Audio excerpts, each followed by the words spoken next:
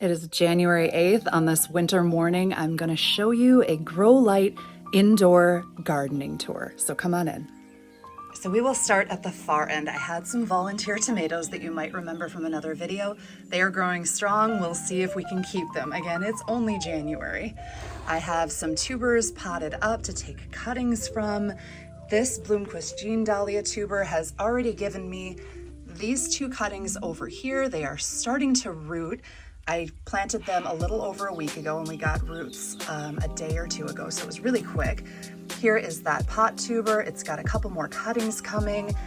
These are seedlings from different beautiful farms. These ones are from Hubbard Gardens, and then there's some Shauna Parker Dahlia in there. I have some lead plant growing. It's a really beautiful nitrogen fixer native plant. I've got some basil growing that I'm gonna have just so that I can have some cut herbs over the winter. Here in Minnesota, Zone 5A, it's a long time before we have fresh herbs that aren't astronomical prices at the grocery store.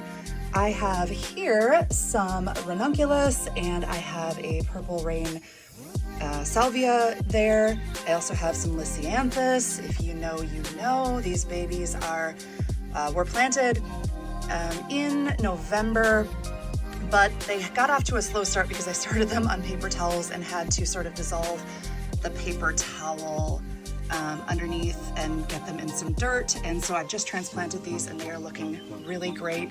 That is about the size that they should be. I mean, I think actually they should probably be a little bit bigger than that, but they will be beautiful flowers. This is my first time growing them and I'm happy to have this head start. Then I have a few brown jalapenos hiding in here. I wanted to get an early start on those because peppers, I'd never get enough, and so I really wanted some big plants this year. I've overwintered them before and I've gotten enough, so I'm trying this really early.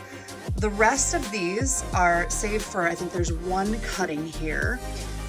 These are Dalia seedlings, so I will see how many of these I can keep throughout the winter. What I might try to do is pot them up. If they can grow some little tubers, I might cut off a few and see if I can get them to go dormant for the rest of the winter, because I do really want to see what I get. I've got some beautiful dahlias from different farms and I want to see what kind of seedlings we get out of these. It's a really great, fun experiment. And I've also got some Minnesota native hoary vervain hiding in here trying to compete with the dahlia. So you can see why when the dahlia grow in, they really outcompete the weeds. So this is room one. I'm going to take you over to room two. So here is room two with my old small grow light that I have. I have some salvia started. I'm going to put this down at the border of my property below the dahlia to just help with having a perennial in the soil that will be picking up any excess nutrients or excess water.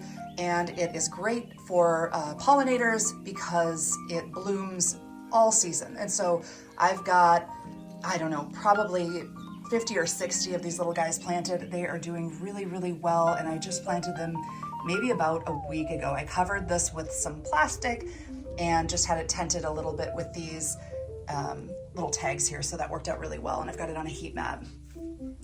Geraniums, I overwintered geraniums. I've done a video about this before. These are cuttings and the big mama plant is down here. It's a lot bigger than it looks. It doesn't look great, but it'll overwinter beautifully. I'll cut down some of that in the spring and then we will start over and have beautiful plants. That is the third year I've done it with that plant. I have some different cuttings from my garden that were annual that I might scrap. Like these are petunias. They don't look great. I've been fertilizing them. I think I've got this one looking pretty good, but the rest are kind of yellow, so I might scrap them because I don't know what's going on with them. I've got some cat grass and some grass for my birds started in here. They love to eat it, nest with it, play with it. And then I've got a little apple tree started here for my daughter. There's nothing in there yet, but stay tuned. We stratified it and it had started sprouting in the fridge.